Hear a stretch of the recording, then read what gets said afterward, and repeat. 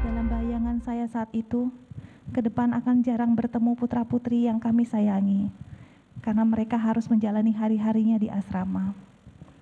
Tentu sebagai seorang ibu, hal tersebut menjadi beban pikiran yang tidak bisa saya hindarkan.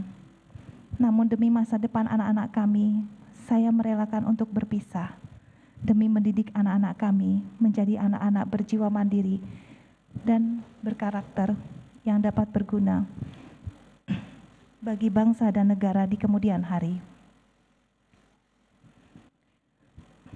Bagi kami berdua, pendidikan untuk anak-anak adalah prioritas utama sekaligus tahapan kehidupan penting. Saya dan suami ingin secara langsung mengantarkan anak kedua dan ketiga kami memasuki hari pertama pendidikan tingkat SMA, tepatnya di tanggal 4 Juli dan 6 Juli 2022. Kami sangat bersedih, namun bangga dapat melepaskan anak kami untuk mengenyam pendidikan di tempat yang berkualitas demi masa depan anak-anak kami. Semoga Tuhan memberikan kesempatan anak-anak kami dapat tumbuh menjadi insan-insan yang berguna bagi nusa dan bangsa.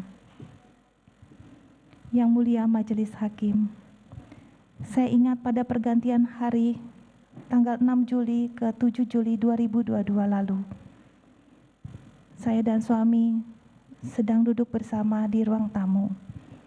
Kemudian para pekerja kami yang berada di Magelang datang memberikan kejutan dengan membawakan kue dan nasi tumpeng yang sudah dipersiapkan oleh suami saya untuk kejutan kepada saya di hari ulang tahun pernikahan kami yang ke-22.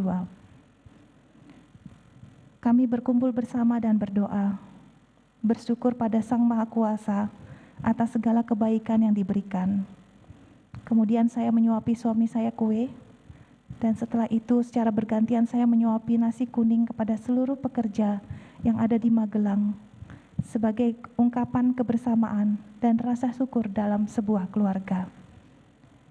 Saya gembira karena memang 7 Juli sesungguhnya adalah hari yang sangat saya nantikan tiap tahun, menjadi momen kebahagiaan dan pemersatu ikatan cinta kasih kami sekeluarga. Di mana 22 tahun yang lalu, saya dan suami saya, Bapak Ferdi Sambo, sebagai pelindung dan kepala rumah tangga, mengingat akan janji pernikahan yang diucapkan di altar gereja di Jakarta.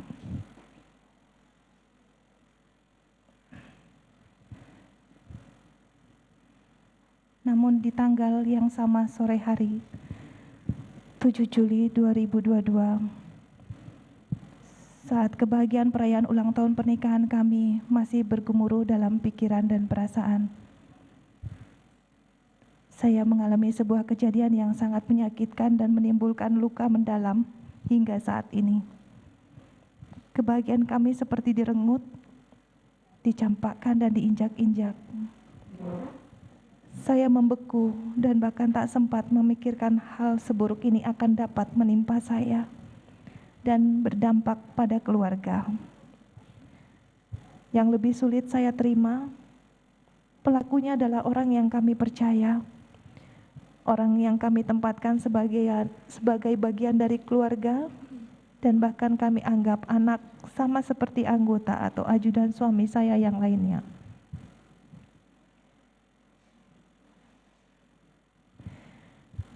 Saya tidak mengerti mengapa ini harus terjadi pada saya tepat di hari pernikahan kami yang ke-22.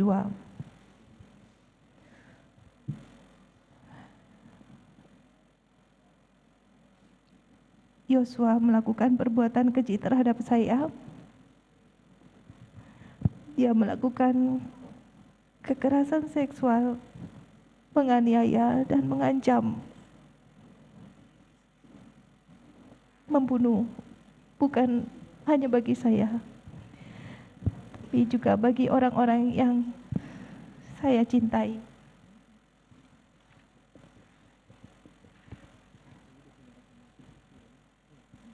Jika ada orang lain yang mengetahui apa yang ia lakukan.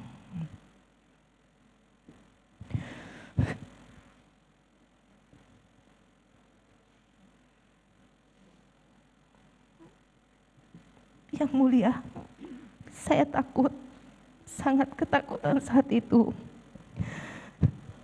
Atas peristiwa itu, saya mengalami trauma yang mendalam pada diri saya hingga saat ini, dan rasa malu yang berkepanjangan.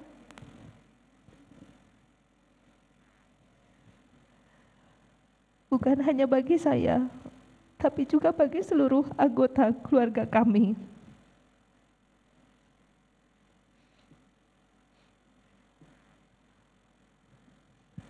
Dalam guncangan jiwa yang berusaha saya pendam dengan segala tenaga yang tersisa, saya memutuskan untuk segera kembali ke Jakarta pada hari Jumat 8 Juli 2022.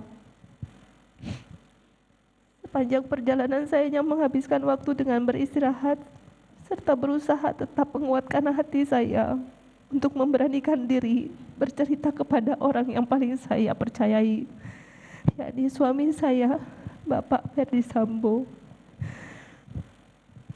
Sebagai seorang istri, kepada siapa lagi saya harus menceritakan kepedihan ini kalau tidak pada suami, orang yang paling saya cintai dan pelindung bagi kami sekeluarga.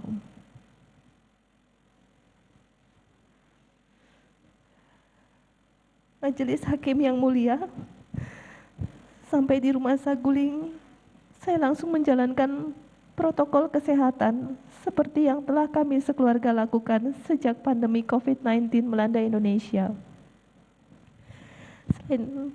Karena saat itu kondisi kesehatan saya agak menurun, kami juga berupaya lebih ketat menjalankan protokol kesehatan karena adanya anak kami berusia 1,5 tahun yang belum bisa divaksin. Saya melaksanakan tes PCR sesuai dengan aturan bagi keluarga kami.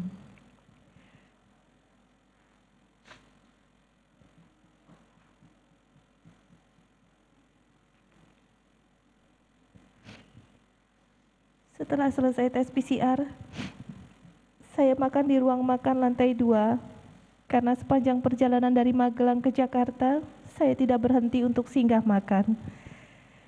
Kemudian saya naik ke lantai 3 dan bertemu dengan suami saya. Dengan segala ketakutan yang masih menggelayut, saya menceritakan peristiwa pahit yang terjadi di tanggal 7 Juli 2022. Dengan semua sisa keberanian, saya sampaikan secara jujur apa yang dilakukan Yosua secara langsung hanya kepada suami saya. Saya hancur dan malu sekali saat harus menceritakan kejadian kelam tersebut. Tidak bisa dijelaskan bagaimana dinginnya suasana saat itu. Saya memandang ke suami, matanya kosong, tubuhnya bergetar, dan tarikan nafasnya menjadi sangat berat. Kami berdua tak kuasa menahan tangis. Apa yang terjadi ini terlalu berat bagi kami.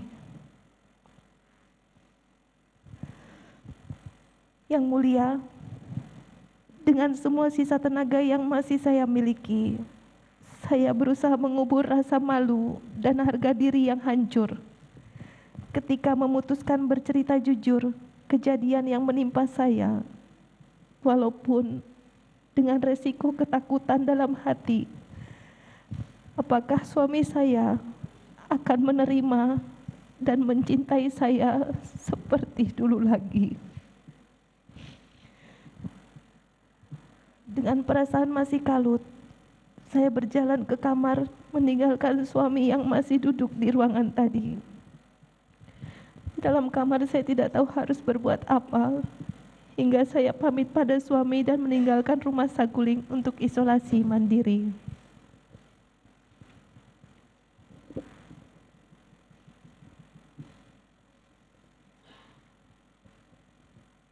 Yang ada dalam lubuk pikiran saya saat itu adalah mengambil jarak, namun tetap harus isolasi, menunggu hasil tes PCR untuk mencegah anak kami bertemu dan tidak kuasa menahan untuk memeluk saya saat melihat ibunya.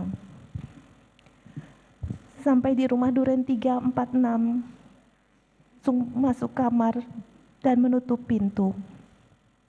Kemudian saya berganti pakaian, karena pakaian yang saya kenakan saat tiba di rumah Duren 3 adalah pakaian yang sama sejak keberangkatan, sejak pagi dari Magelang.